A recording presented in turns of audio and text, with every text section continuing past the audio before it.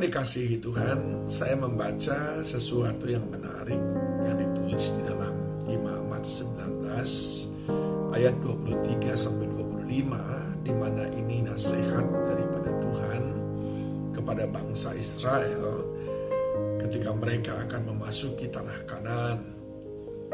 Dikatakan, apabila kamu sudah masuk ke negeri itu dan menanam bermacam-macam pohon buah-buahan, janganlah kamu memetik buahnya selama 3 tahun dan jangan memakannya.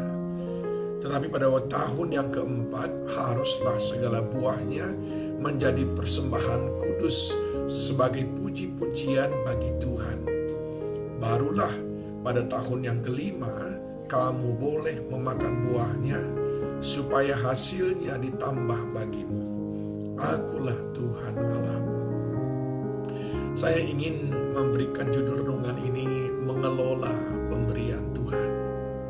Apa yang diberikan Tuhan kepada bangsa Israel bukan tanam-tanaman yang berlimpah buah-buahnya, tapi yang Tuhan berikan adalah tanah untuk diolah. Perlu kita memahami, saudaraku, prinsip kerja Allah dalam hidup kita. Tuhan tidak pernah memberikan kita hasil akhir, tapi yang Dia berikan kepada kita adalah sesuatu untuk dikerjakan oleh tangan kita. Itu sebabnya yang pertama Tuhan katakan, kamu harus bekerja untuk boleh menerima dan menikmati pemberian Tuhan yang akan diberikannya lewat kekayaan tanah Kanaan. Kita harus bekerja, kita harus melakukan bagian kita, maka engkau akan betul-betul menikmati berkat tanah Kanaan. Yang kedua, saudaraku, Dia berkata, jangan memaksakan diri cepat-cepat menikmati hasilnya. Dia berkata, janganlah kamu memetik buahnya selama 3 tahun dan jangan memakannya.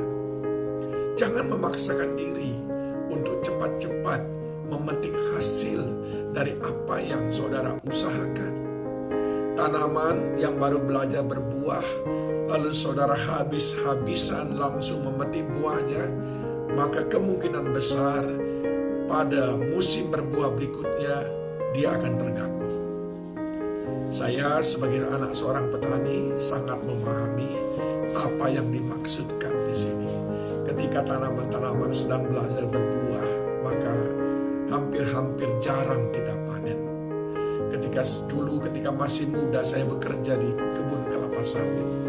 Ketika dia baru belajar berbuah, hampir-hampir jarang dipanen, dibiarkan begitu saja, supaya dia boleh terus mengikuti siklus berbuah pada tahap berikutnya, karena dia perlu proses untuk membentuk sebuah siklus berbuahnya.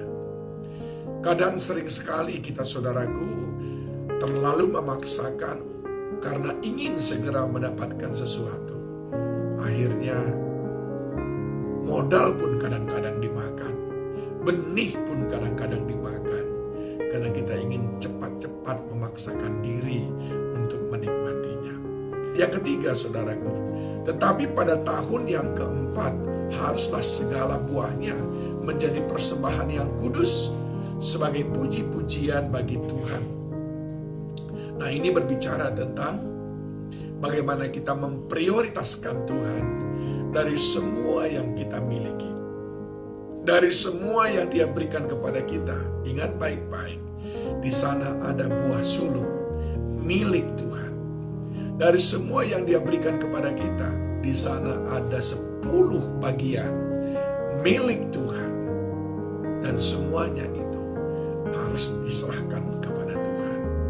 Dia berkata kepada umat, buah tahun keempat semuanya dibawa kepada Tuhan. Ini menunjukkan biarlah kita selalu memprioritaskan mana yang memang merupakan haknya Tuhan. Dan yang keempat, saudaraku, lalu dikatakan di dalam ayat yang ke-25, barulah pada tahun yang kelima kamu boleh memakan buahnya, supaya hasilnya ditambah bagimu. Akulah Tuhan Allahmu. Yang keempat, nikmatilah hasil usahamu. Bersukacitalah karenanya, dan bersyukurlah kepada Tuhan, karena Dia Tuhan Allahmu sendiri yang memberikannya kepadamu.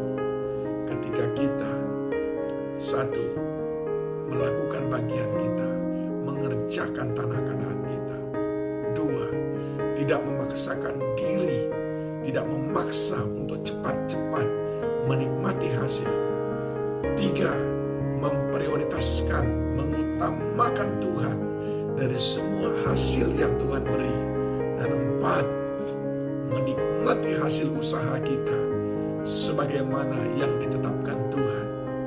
Maka Tuhan akan berkenan dengan cara kita mengelola tanah Kanaan kita. Maka benar, sebagaimana yang Dia janjikan, berlimpah susu dan madu. Itu yang Tuhan sediakan dalam kehidupan kita. Ingat bagaimana kita mengelola pemberian Tuhan. Kerjakan bagian kita. Jangan cepat-cepat ingin menikmati hasilnya. Ikuti sesuai dengan siklusnya. Utamakan Tuhan selalu dan nikmati